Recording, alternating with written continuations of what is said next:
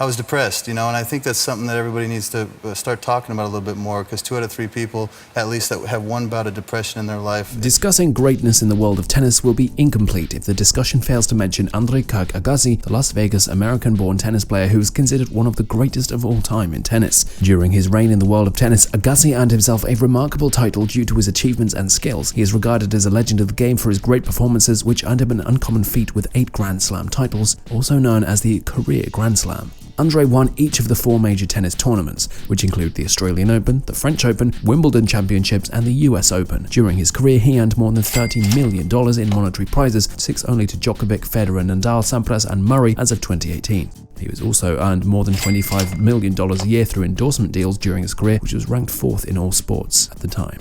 Amidst all this, we're left wondering what really happened to an icon like this. I was number 1 in the world, disconnected and unhappy, and I'd fallen to the depths. Starting off his career partly at age 2, he could at that age serve a tennis ball on a full court, while at the age of 13 he officially commenced his tennis career as he went to a tennis academy in Bradenton, Florida. The academy was run by Nick Bollettieri and thus later became his coach. Having become a professional tennis player, Agassi in 1987 won his first professional tournament. In 1988, he had his 6th tournament wins, and thus Andre Agassi, famous for his shaggy hair and strong forehands, began to attract attention and become a media sensation and the signature image of one of the products he endorsed. As a result of his flashy appearance on the court, he was known for his famous saying, "Image is everything." During the course of his career, he annoyed tennis traditionalists by refusing to play at Wimbledon because of the event's dress code and the grass surfaces and layout of its courts. Yeah, Wimbledon's gonna allow me to wear it, bud.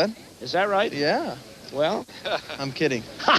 Andre Agassi has managed to reach 3 Grand Slam finals between 1990 and 1991, but had lost each time, which included a defeat at the hands of his rival Pete Sampras at the 1990 US Open. This incident has left some reactions and questions from fans about whether he had the tenacity to win a big match. However, this winning American did not relent as he quieted his doubters in 1992 when he triumphed over Goran Ivanisevic of Croatia at Wimbledon. This made him take his first Grand Slam title. His career became questioned and raised certain concerns in 1994 after being dropped by his then-coach Bollettieri, who questioned Andre's dedication and commitment to the game of tennis and his falling out of the top 30 in the rankings. In the US Unseeded Open of 1994, he won 3, making it the first time an unseeded player had taken the tournament since 1966. Also in 1996, gold medal in the men's singles event at the Olympic Games in Atlanta marked Andre's very remarkable and noticeable victory. Subsequently, his career continued to suffer due to a recurring wrist injury, which made his ranking suffer terribly. During this period, he ranked 141. These disappointing failures continued from 98 and the early part of 99 due to personal issues.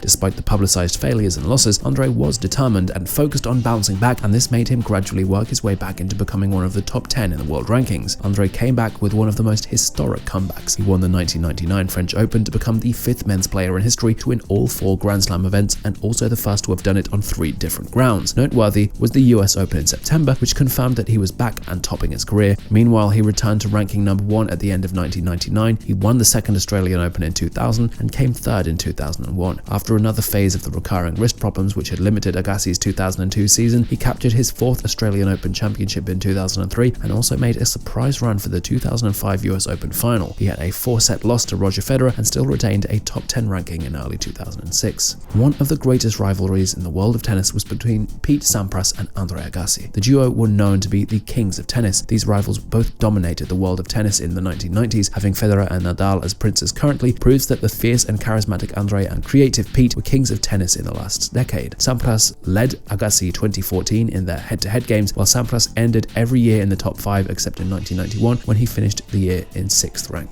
Agassi, on the other hand, was ranked in the top 10 every single year dating from 1988 to 2005. However, their games were not a bad match in any way, as the duo were compatible. Serving was Pete's favorite weapon, while the return was Andre's main strength. Noteworthy is the fact that they are the world's best server and returnee. Both Agassi and Sampras were the greatest of their time, having played 34 times between 1989 and 2002. Congratulations, we just found out just now that your book is #1 on the New York Times bestseller list.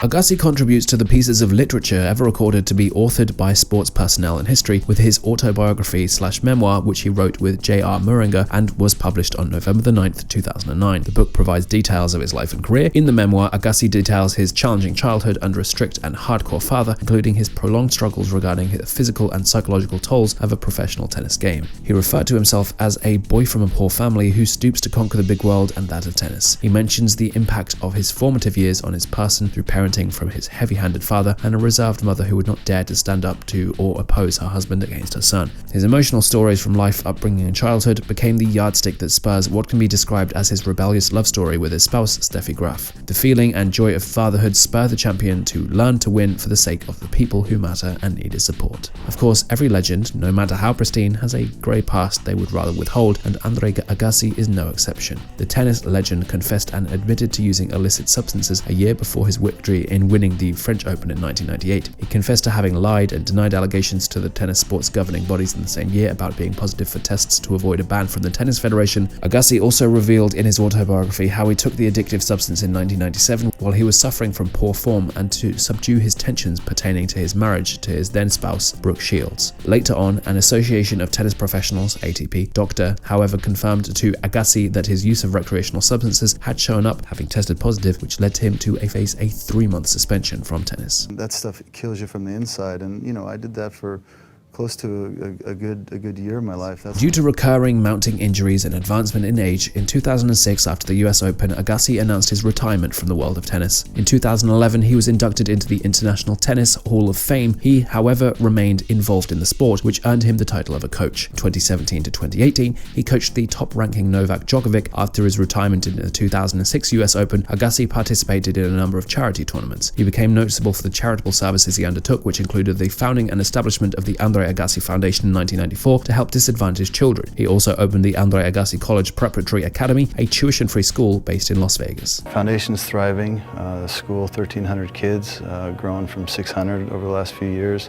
On September the 5th, 2007, he served as a surprise guest commentator for the Andy Roddick-Roger Federer US Open quarterfinal. As part of his post-retirement activities, he played an exhibition match at Wimbledon, teaming with his wife, Steffi Graf, to play with Tim Henman and Kim Clijsters. He also played world team tennis for the Philadelphia Freedoms in the summer of 2009. At the 2009 French Open, Agassi was on hand to present Roger Federer, who completed his career Grand Slam by winning the tournament and joined Agassi as one of 6 men to complete the career Grand Slam with a trophy. Subsequently, in 2009, Agassi played at the Outback Champions Series event for the first time. He played at the Cancer Treatment Centers of America Tennis Championship in Arizona, where he reached the final before bowing to his co-player and eventual champion Todd Martin. Also in 2012, Agassi took part in 5 tournaments, winning 3 of them. In November of the same year, first he won the Built Championships showdown in San Jose. The next day, he defended his title at the CTCA Championships while defeating Coria in the decisive match. Every time we had umpires on the court, he seemed to have the advantage, so tonight is my advantage.